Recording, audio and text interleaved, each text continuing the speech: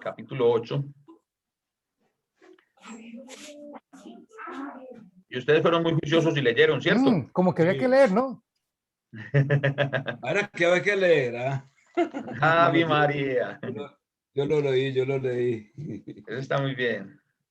Ay, Dios. Bueno, a ver, hermanos, hay algo muy especial en Romanos capítulo 8. Romanos capítulo 8 tiene algo. El apóstol Pablo, tal vez una de las, para mí, tal vez una de las mejores estructuras literarias que encuentro en las cartas paulinas es la de Romanos. Porque a pesar de que es una carta tan grande, como en Roma no había la congregación de Roma no tenía una, ¿cómo se llama esto? Pues no había como tanto problema, aparentemente.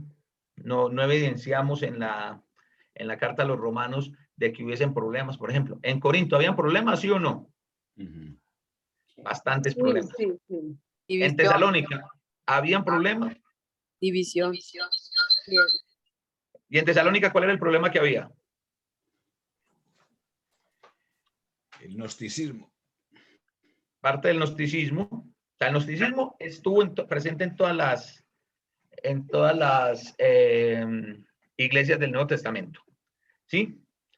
El gnosticismo estuvo ahí. Pero Tesalónica era una muy buena congregación. Tenía una dificultad con algunos hermanos.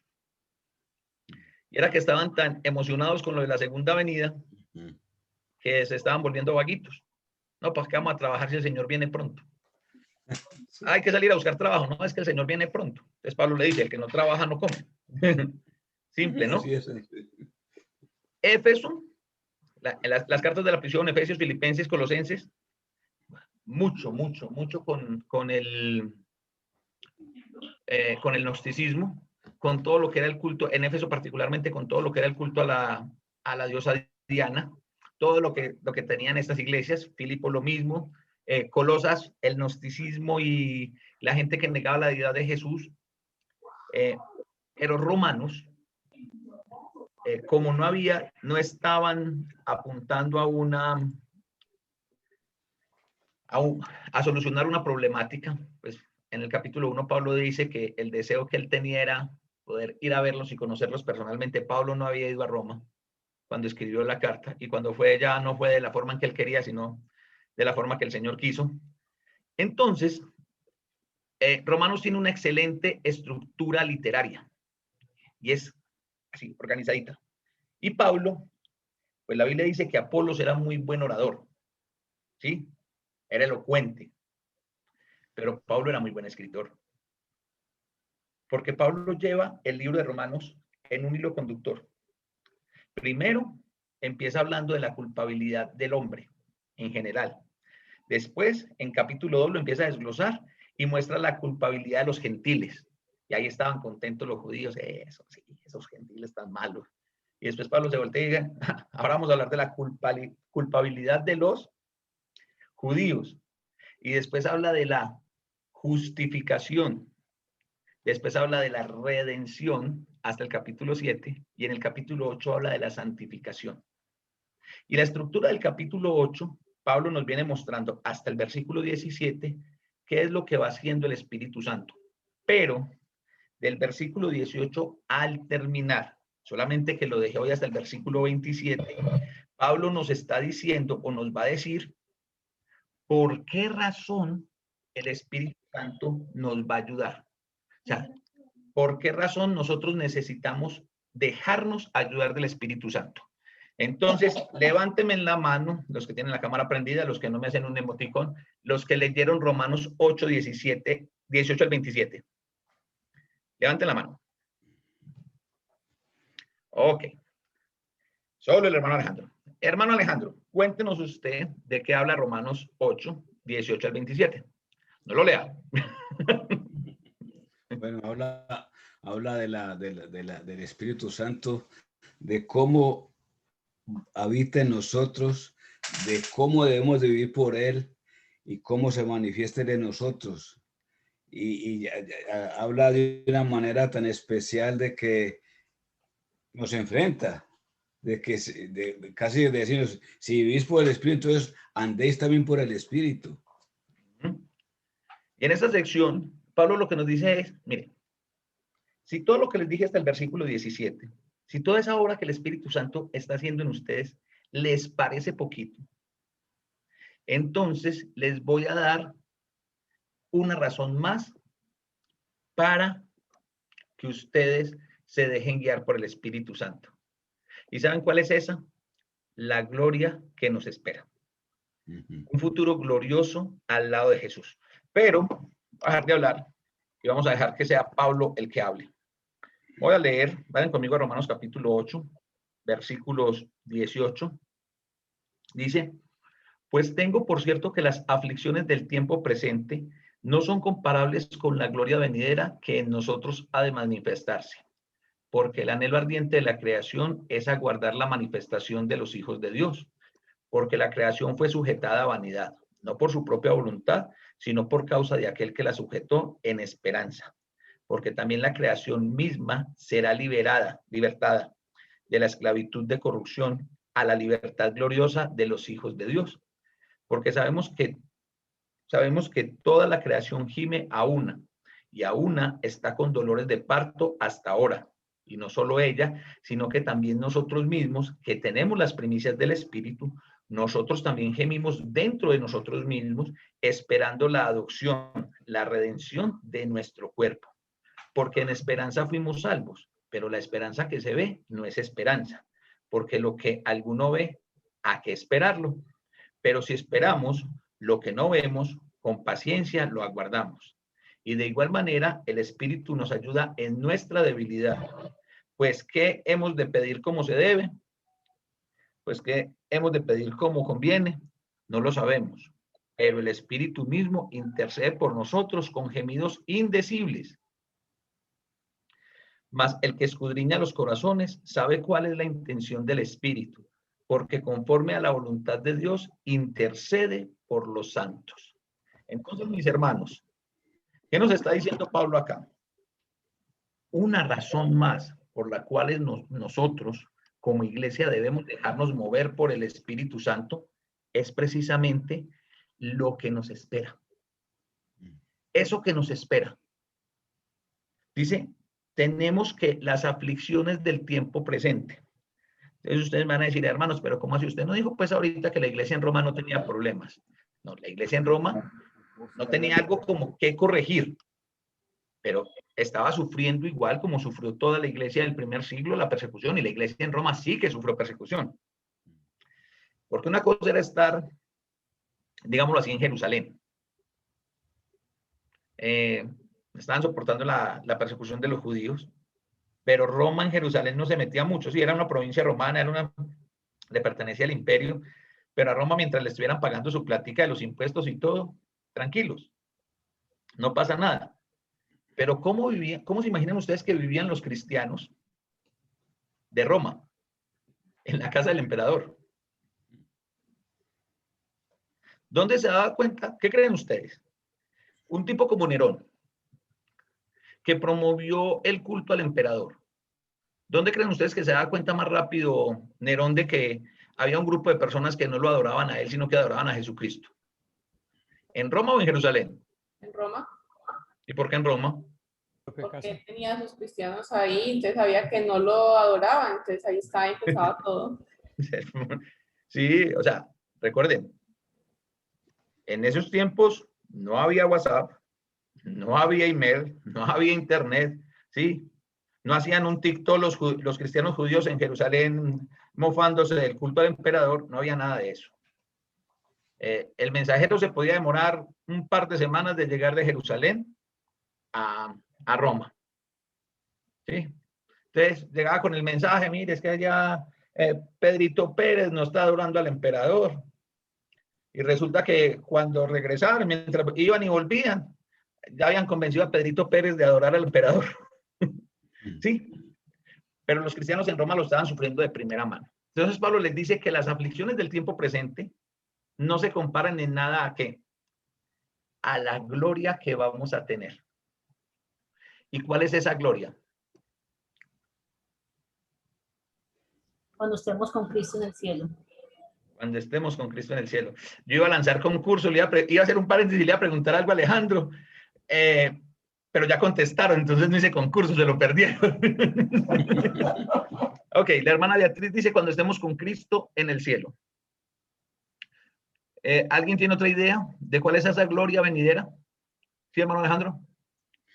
La que estamos viviendo con el Señor. ¿Alguna otra idea?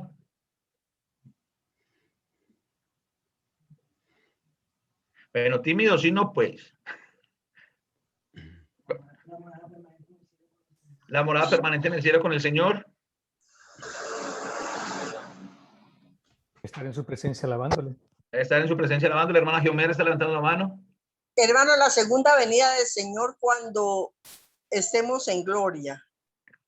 Cuando estemos en gloria en la segunda venida. Pero ¿cómo vamos a estar ahí? ¿Cómo es ese cuando estemos en gloria? Gozosos, hermano, gozosos en la tierra prometida, disfrutando de la eternidad con Él, de su presencia. Bueno, sí, pero creí que le iba a pegar. Estuvo muy cerquita. Los que perseveremos, hermano. Con nuestros ¿Cómo, cuerpos hermana? glorificados es lo que quieres Perdón. que digamos. Alicia está diciendo algo. Hermana Alicia, ¿qué dijo? Los que perseveremos hasta el fin. Los que perseveramos hasta el fin. Cuando estemos Como en lo que el espíritu esa con gloria él. venidera. ¿Me repite, hermana Alicia, por favor? Está hablando de la gloria venidera que vamos a estar todos los que perseveremos hasta el fin, hermano. Sí. Daniel, ¿qué dijiste? Yo dije que íbamos a estar con nuestros cuerpos glorificados, así como Jesucristo tuvo con su cuerpo glorificado después de la resurrección. Esa es la gloria venidera. Todo lo que ustedes dijeron tiene que ver con la gloria venidera.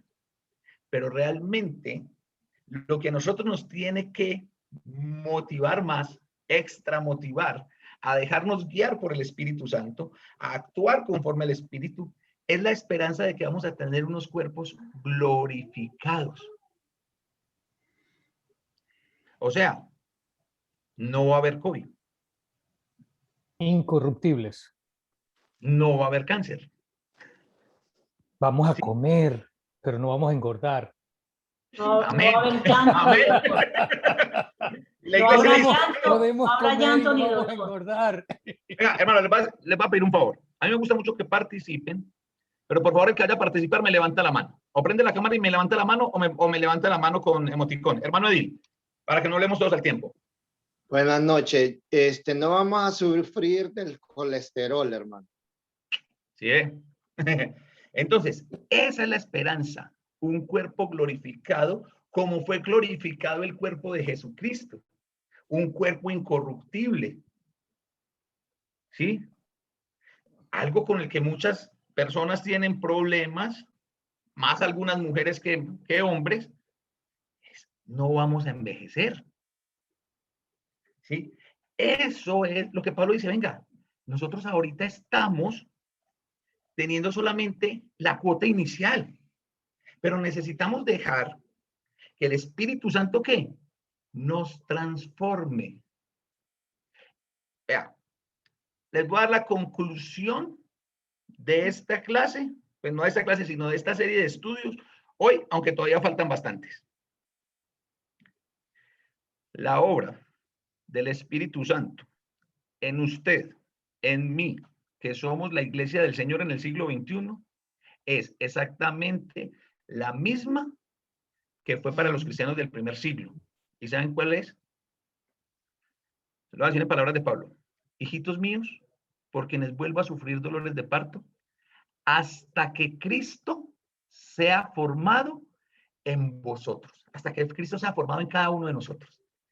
Esa es la obra del Espíritu Santo en la iglesia hoy. Y fue la obra del Espíritu Santo en la iglesia en el primer siglo. El Espíritu Santo es Dios y Dios no cambia. Dios no muta. Dios no se levanta como nosotros. O solamente yo soy el único extraterrestre que hoy quiero una cosa y después ya no quiero eso, sino que quiero otra cosa. ¿Les ha pasado alguna vez? Nunca. ¿Nunca? Insisto, yo soy el único extraterrestre. O sea, hay algo que de pronto nos gusta hoy y pasa algún tiempo y ya como que, ya, o sea, no, me dejó de gustar. ¿Sí? A mí me pasa. Por ejemplo, a mí me gustaba mucho el café, pero ha pasado el tiempo y ahora me gusta más. Así es que dije, nada, que dejé de tomar café. Sí. Yo iba a decir, Entonces, colombiano que dejó de tomar café, qué raro. imagínate. Y, Aunque me del eje conozco muchos colombianos. y ustedes son del eje cafetero, ¿no? Sí, aquí pues, no somos el eje cafetero, pero sí somos tierra cafetera. Antioquia sí es cafetero. Pero Entonces, yo soy colombiana y no tomo café. no falta. ¿Sí? Pero los colombianos que no toman café no entran al cielo, hermana. Así que yo Entonces, miren, hermanos, vamos entonces a mirar, ya que tenemos entendido qué es la gloria venidera, cuál es esa esperanza que tenemos. La semana pasada habíamos terminado con esto, que si estábamos listos para nuestra transformación. Yo les dije que se respondieran cada uno esa pregunta. ¿Estamos o no estamos listos para esa transformación? Creo Yo que desde quiero que que... aceptamos, Sí. creo que desde que renacemos, estamos dispuestos espera. en esa transformación. A ver, O debería ser, ¿no? Ojo, exactamente. debería ser. Digamos que ese es el deber ser. El deber ser es ese. Se supone, se infiere que cuando una persona decide obedecer el evangelio, es porque decidió entregar su vida, o sea, murió, y nace a una nueva vida que va a ser guiada por el Espíritu Santo. Ese es el deber ser.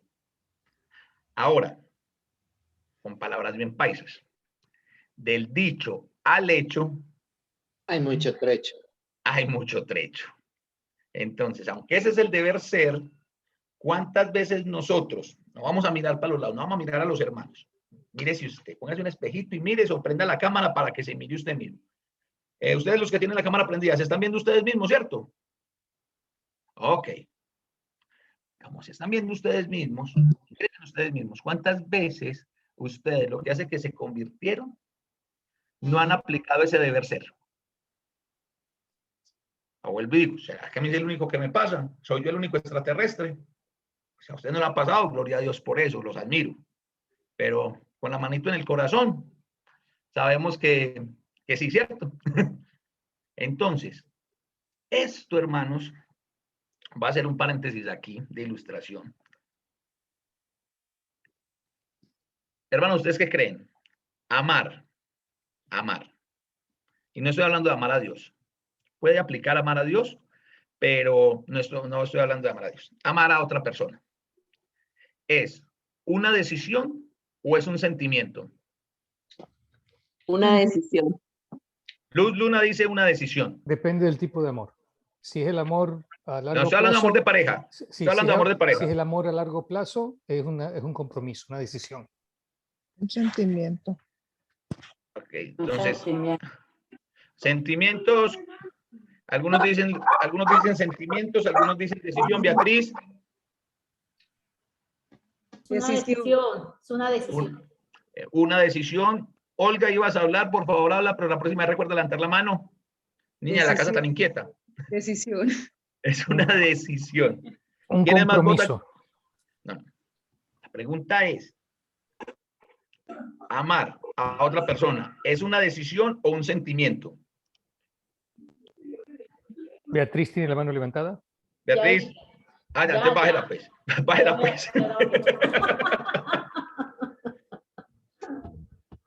A ver. Es un sentimiento, hermano. Es un sentimiento. ¿Alguien más? ¿Hermana Daisy? Pero ahora el micrófono, hermana. Sentimiento. Un sentimiento. Ok. Hermana Alba Herrera. Las dos. Las dos cosas. Las dos cosas. Rocío Morales dijo las dos cosas. Ok. Mi mamá salió más política, Dios mío bendito. Es un sentimiento para luego tomar la decisión. Eso sí fue Ave María. ¿Así o más política, doña Rosario? A ver, hermanos. Realmente, tomen nota de lo que les voy a decir. El problema de nosotros los seres humanos es que llevamos el amor al sentimiento. Y eso fue lo peor que nos pudo haber pasado, porque nosotros sentimos una cosa hoy y mañana sentimos otra. Los seres humanos somos cambiantes. Nosotros somos cambiantes, volubles. Y se lo voy a decir en términos bien modernos, eso se llama que bipolaridad. Esa palabra eso es horrible, eso es horrible hasta de pronunciar. Y eso no lo han terminado de inventar ni lo han terminado de descubrir. Solamente que nosotros, nuestros sentimientos son engañosos, son variables. Yo no me estoy inventando eso. Jeremías escribió, engañoso es el corazón y perverso. ¿Quién lo conocerá? Pues mire que yo no me estoy inventando nada. Yo aquí no saqué nada aquí de la galera del mago. Amar es una decisión. Cuando yo decido amar a una persona, ahí ya viene que yo voy a enfrentar las dificultades, ¿sí? Eso de en las buenas, en las malas, en la salud y en la enfermedad, en la riqueza y en la pobreza, ¿sí? Eso no lo podemos manejar a punto de sentimiento, hermanos. Eso lo manejamos desde la decisión. Ahora, teniendo claro que amar es una decisión, cuando nosotros hablamos de la transformación del Espíritu Santo, yo estoy decidido, estoy dispuesto a tomar esa decisión de dejarme transformar. Esa es la pregunta. Cuando yo digo, estoy listo para mi transformación, yo no quiero que ustedes me contesten a mí. Es más, no quiero que conteste nadie acá. ¿Sí? Porque no le quiero dar lugar al diablo. ¿Y cómo se le da lugar al diablo? Entonces aquí todos llegamos y muy emocionaditos levantamos la mano, sí, yo estoy dispuesto, sí, está. Y después nos vamos a empezar a señalar, el diablo nos va a empezar, ay, pero mira ese Saúl que dijo que estaba dispuesto a la transformación y míralo cómo está, ¿sí? Ay, no, mira a Daniel, ¿sí? Entonces no, respóndase cada uno. Está decidido hoy. No me importa, y discúlpeme la palabra que acabo de utilizar, pero realmente no me importa cuánto tiempo lleva usted de bautizado. Realmente no me importa. Y les digo una cosa, hermanos. A Dios tampoco le importa. Hermano, ¿cómo así que a Dios tampoco le importa? Sí, a Dios tampoco le importa. ¿Usted sabe cuál es el único día que a Dios le importa de su vida? Hoy, ahorita. Este momento. Beatriz levantó la mano. Hoy, en este instante, eso es lo que le importa a él. Este instante es el único. El único día que le importa a Dios de su vida es el que usted tiene en este momento. Hermano, es que yo con lo que he estudiado veo que llevo 350 años en la iglesia y que no hice absolutamente nada. Dele gracias a Dios, que hoy se dio cuenta de eso y hoy puede tomar la decisión de dejarse transformar por el Espíritu Santo. Y le digo, dele gracias a Dios, ¿sabe por qué? Por algo muy simple. Si eso no hubiese ocurrido, mis hermanos, si usted no se da cuenta de eso y se muere mañana, tenía 350 años en la iglesia y un día y no hizo nada, pero hoy te diste cuenta que lo podías hacer, porque el día que le importa a Dios de nuestra vida es hoy. Entonces, ¿cómo es que va a obrar esa transformación en nosotros? ¿Cómo vamos a empezar a mirar esa transformación en nosotros? No, eso no era. Ay, Señor.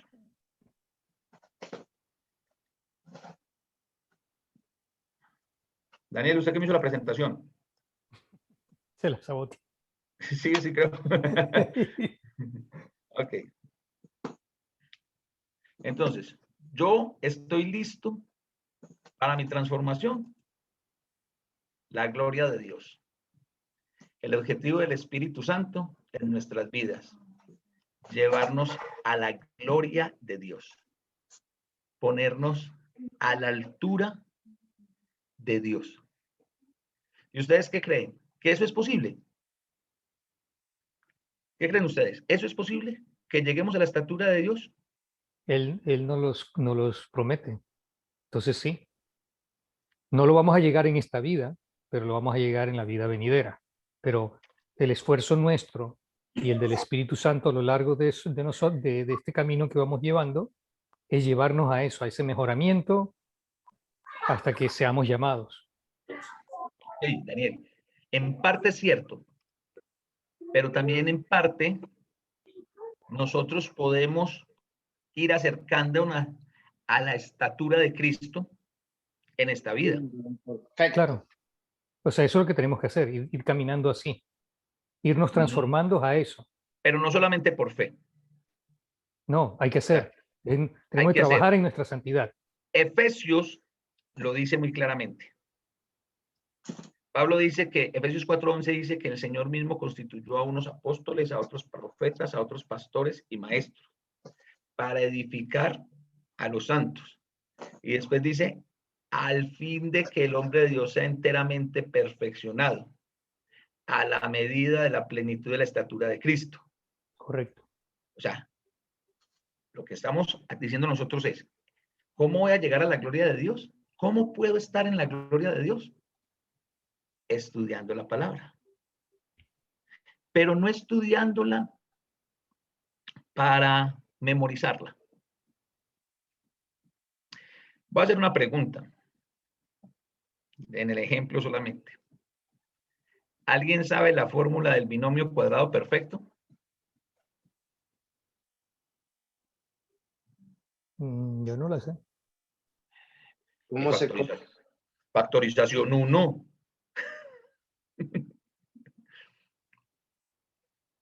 Cuadrado de es a al cuadrado más 2 veces a por b más cuadrado de b.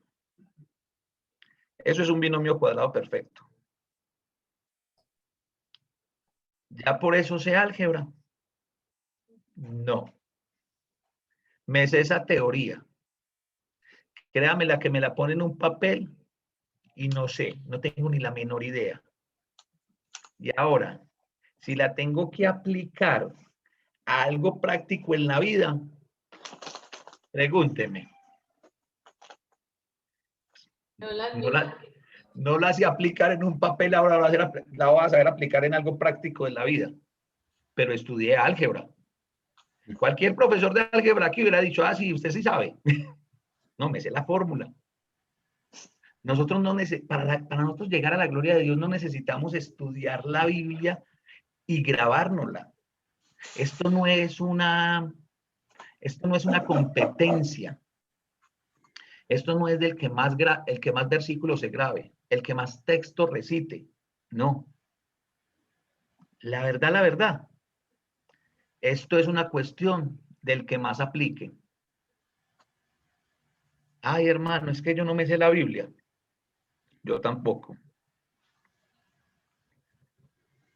Pero de lo que sabes que aplicas, de lo que sabes que obedeces. Lo único que nosotros tenemos que saber de la Biblia son dos cosas. Uno, ¿qué tengo que hacer yo para ser salvo? Y esa respuesta creo que ya todos no la sabemos, nos la expusieron, la entendimos y nos bautizamos. Y número dos, no se complique con mucha cosa. Recuerde las palabras de Jesús. Oye Israel, el Señor nuestro Dios, el Señor uno es. Y amarás al Señor tu Dios con toda tu mente, con toda tu fuerza y con toda tu alma. Y el segundo es semejante. Amarás a tu prójimo como a ti mismo. Porque esto es la ley y los profetas. Entendiendo que el amor no es un sentimiento, sino que el amor es obediencia. Es una a su decisión. palabra. Yo decido obedecer a Dios. Cuando yo decido amar a Dios, creo que ya les hice esta pregunta. Vamos a ver. ¿Qué es lo único que uno no hace por amor? Daño a la persona que uno ama. No, hay personas que a veces han dañado a las personas, sin querer queriendo han dañado a las personas que aman. Pero no, eso no es amor. Lo que pasa es dependiendo cómo estés mirando esa palabra daño y el tipo de daño. Dios por amor a nosotros dañó a su hijo que amaba. Lo clavó en una cruz. Nada. No. ¿Cómo? Tuño, que uno no hace nada. ¿Cómo que nada? No, si usted no tiene amor, no hace nada. ¿Qué es lo único? Usted por amor hace todo. Yo sabía que yo ya había dado esa respuesta. Gracias, Yaya. Lo único que uno no hace por amor es nada. Uno no se queda cruzado de brazos cuando ama. Mire lo que usted ame. ¿Qué está dispuesto a hacer usted por la persona que ama? Usted está dispuesto a hacer todo por la persona que ama, menos quedarse cruzado de brazos y yo voy a esperar a ver si algún día me ama. ¿Cierto que no? ¿Cierto que eso no es, cierto que esa no es la actitud, o sí es la actitud? No. No. ¿Cuál es la actitud? No, pues, tengo que mirar a ver cómo lo hago saber. ¿Cómo lo ¿Cómo le conquista? hago entender? ¿Sí? ¿Cómo le hago entender? Listo. Cuando yo amo a Dios, voy a hacer todo lo posible, todo lo que está a mi alcance. Voy a dar el mejor de mis esfuerzos. ¿Por qué? Por hacer lo que Dios, por tener a Dios contento. ¿Sí? Pero, ojo, que a nosotros nos fascina empezar al revés. ¿Cómo así, hermano, que empezar al revés? Pregunto, ¿qué es más fácil? ¿Amar a Dios o amar al prójimo? Mi mamá dijo amar a Dios. Amar ¿Qué al es más prójimo. fácil? Amar al prójimo porque la misma Biblia Que dice recuerden que levantar la mano. Al prójimo dijo Daniel, al prójimo dijo Beatriz. Luz levantó la mano, por favor. Adiós. Amar a Dios es más fácil. Y además, yo 4 votos, 2-2. Adriana, te queremos escuchar la voz, Adrianita. ¿Qué es más fácil, amar al prójimo o amar a Dios? Sí, Yepes, es con usted. Amar a Dios, pues es que más fácil amarlo a Él porque Él no nos hace nada, no nos sino dando bendiciones. En cambio, el prójimo que a veces nos ofende, que a veces nos hace cosas que no nos gustan, es más difícil. Ok. Pero la Biblia dice. Sí, pero, Beatriz. Pero es que uno, ¿cómo va a amar a Dios si no lo conocemos? Ahí así dice la Biblia. En cambio, el prójimo lo debemos amar primero para poder amar a Dios. Porque si yo amo a mi vecino, que no lo conozco, que le ayudo, que lo acompaño, y así no lo conozca, o sea, yo lo estoy sirviendo y yo lo hago como si lo estuviera haciendo para Cristo, entonces me siento bien. O sea, cuando yo hago las cosas así, por amor es al prójimo, entonces digo yo, cuando yo hago, y mi vecina me dice, ¿me acompañas al médico? Yo no sé quién es, y yo sí, venga, vamos.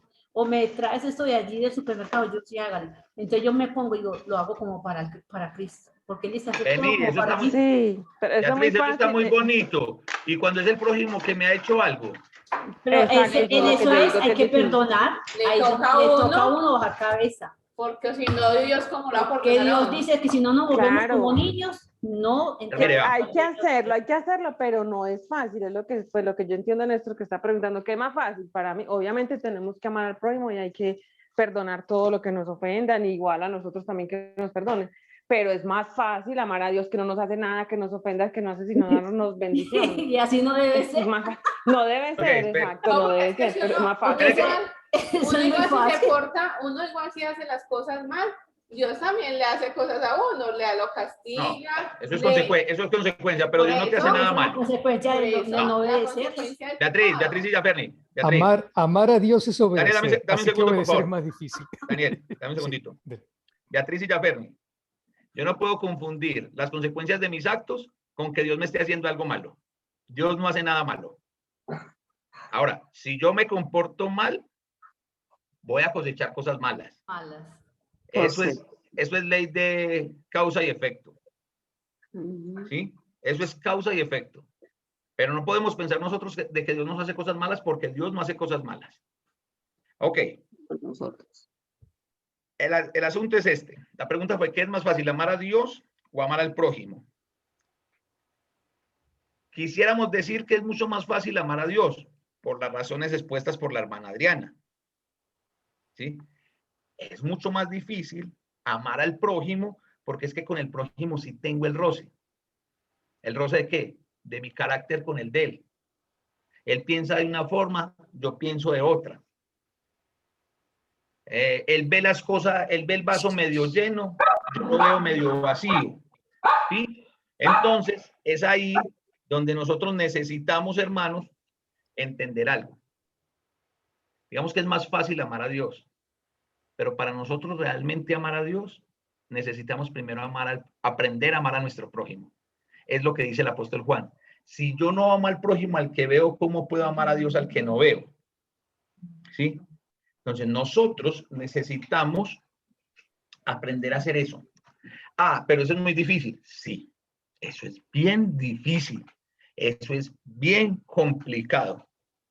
Y especialmente si nosotros vamos solitos a esa misión. Si usted y yo, cualquiera de ustedes, no, yo me voy a ir a amar al prójimo. Esto es bien complicado, hermanos. ¿Y por qué es bien complicado? Levánteme la mano el que jamás, escúcheme muy bien, jamás en su vida ha tenido un roce con un familiar, con un hermano, con el papá, con la mamá. A ver, los veo votar. ¿Quién va a levantar la mano? Nadie. No Les digo, mi mamá, nadie. No hay una. No hay una. Ahora, mire, ¿a qué lo llevo a esto? Nosotros tenemos un amor natural por nuestra familia, ¿sí o no? Sí. Esto es sí, esto es no. ¿Sí o no? Sí. Sí. Y aún así, tenemos roces con ellos. Aún así, tenemos diferencias con ellos. Aún así, pueden pasar momentos en los que tengo un roce con mi hermana, donde no debería de ser, pero la situación está ahí. Si eso pasa con las personas que nosotros tenemos un sentimiento natural, un amor natural, ¿qué puede pasar con el vecino? ¿Qué puede pasar con el vecino?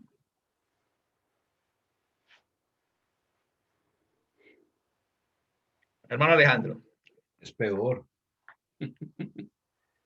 Pero Dios, mire, y aquí solamente estoy llevándolo al nivel de técnicamente la gente que queremos. Por alguna u otra razón las queremos, porque están cercanos a nosotros. Beatriz, ¿estás levantando la mano o la dejaste levantada? No, le estaba diciendo yo ya, Fernández, que si en la misma iglesia hay roces entre los hermanos, que somos hermanos en la fe. Ni siquiera con el vecino. Que ni siquiera con el vecino, es que somos hermanos en Cristo, que nos amamos. Imagínense. Es que yo no había llegado hasta el local de la iglesia todavía. Me había quedado aquí me había quedado en la cuadra. ¿Sí? ¿Qué vamos a pasar? ¿Qué va a pasar? Roces con hermanos en la iglesia. Roces con los compañeros de trabajo. ¿O quién no ha tenido un roce con un compañero de trabajo? Con el jefe. Con el jefe. ¿Quién a ratos no ha querido orar? Señor, llévatelo para no mandártelo. Los subordinados. Ilumínalo o elimínalo. Pero ¿saben qué? El Señor no nos la deja ahí. Porque nos dice, amen a sus ¿qué? Enemigos. Enemigos. Y ahí sí. Si tenemos roces con la familia. Y eso es más fácil que amar a Dios. ¿Cómo? Y todavía eso es más fácil que amar a Dios. Sí. Entonces, pero eso se nos va a volver fácil, hermanos, cuando nosotros decidimos dejar que el Espíritu Santo trabaje fuertemente en nuestro ser. Por eso, la obra del Espíritu Santo es nuestra transformación. No es otra. Hermana Rosa Soto. ¿Puedo decir un versículo? Claro.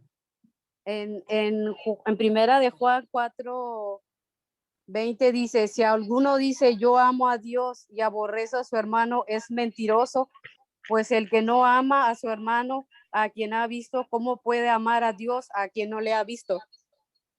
Muy bien, hermana. Eso fue un boleo. Ahí nos abandearon a todos. Muy bien, hermana Rosa. Muchísimas gracias. Dios la bendiga. Hermanos, solos no somos capaces. Solos no somos capaces. El problema de nosotros como iglesia es que nos hemos querido enfrentar a esto solos, solitos. Casi que queremos decir de una forma figurada: Espíritu Santo, venga, yo lo dejo a usted aquí, que yo voy a resolver esto yo solito. Solitos no somos capaces. No hemos sido capaces. Necesitamos ser conscientes de que nosotros requerimos urgentemente la intervención del Espíritu Santo en nuestras vidas. ¿Para qué? Para que nosotros lleguemos a ese punto donde seamos capaces de aborrecer el pecado teniendo compasión y amor por el sujeto que lo comete. Porque eso fue lo que nos enseñó Jesús, ¿o no? Así es. Jesús aborrecía el pecado. Así es. Sí. Pero amaba al pecador, o sea, amaba al sujeto que lo cometía. Amaba su alma. Y lo miraba con compasión. Y actuaba con él con compasión. Y ojo, no me vayan a confundir compasión con alcahuetería. Y eso ¿Sí? aplica también a nuestros presidentes. Por ejemplo, Maduro. A todo lo que sea ser humano. Eso aplica a todo lo que sea ser humano, porque todo ser humano es nuestro prójimo. Así es. Independiente del cargo, el rango, el color, pues si tiene si alguno tiene algún problema con color, con idioma, con ideología. Sí, si uno está pensando, por ejemplo, ay, ojalá se muriera ese presidente para que cambiaran las cosas, uno está mal. Muy mal. Uno está mal. A ver, el punto, y miren, ayer hablamos de la oración, ¿sí? Y yo sé que muchos de nosotros a veces nos dejamos permear y caemos en eso. Créanme, hermanos, que nuestra posición como cristianos no debería estar en tomar partido X o Y. Nuestra posición debe estar hacia el lado de la justicia, y así no nos guste. Yo me lo estoy diciendo a mí mismo, eso me lo estoy diciendo a mí mismo. Así no me guste el alcalde de Medellín y la pésima gestión que hace. Mi responsabilidad como cristiano es orar por él. Así es. Y obviamente no puedo orar cual hijo del trueno de Señor, ¿y por qué no le mandas fuego? Ilumínalo o elimínalo. Ilumínalo o elimínalo. Me inclino más por la segunda, ¿no? Pero eso es lo que nosotros hemos querido hacer. Pero realmente, hermanos, ¿saben qué es esto?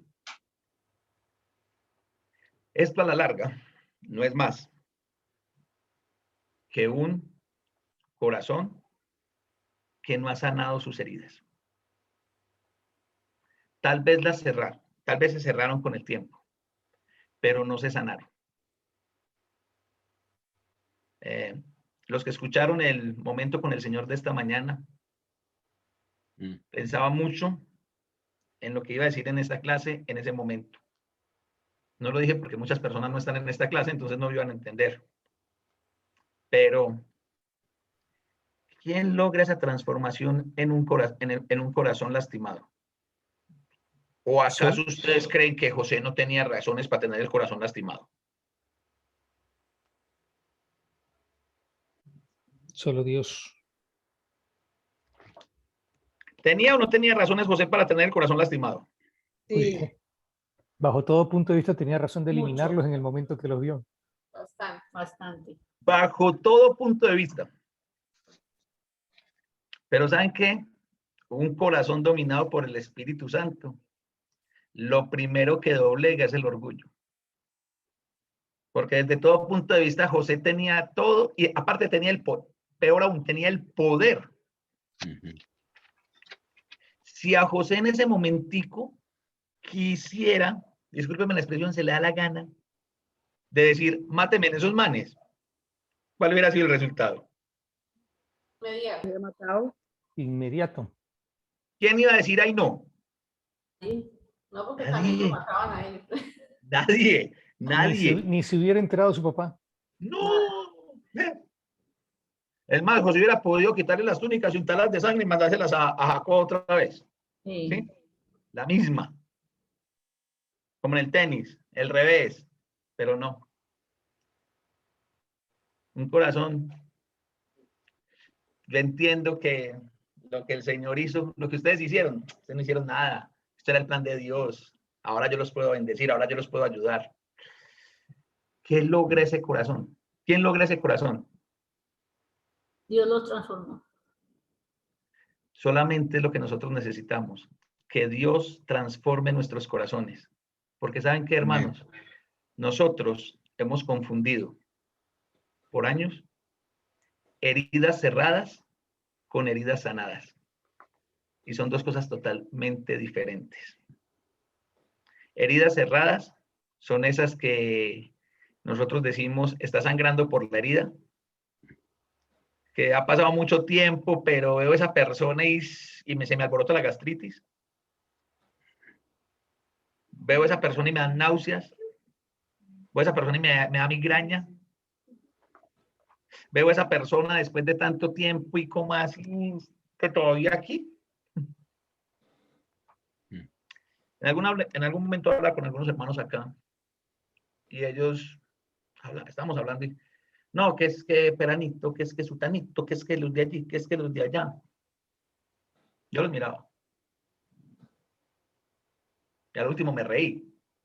Entonces me dice un hermano, ¿usted de qué te está riendo? Y yo, mi viejo, la verdad, ¿quieres saber de qué me estoy riendo? Que yo ya no sé si seguir predicando. No, ¿cómo así? ¿Por qué yo? Viejo, porque hasta donde yo sé, hay un solo cielo. Pero con ustedes, como que vamos a tener como 5 o 6 cielos solamente con ustedes, pues, un cielo para cada uno, porque ustedes no se toleran, no se pueden ver.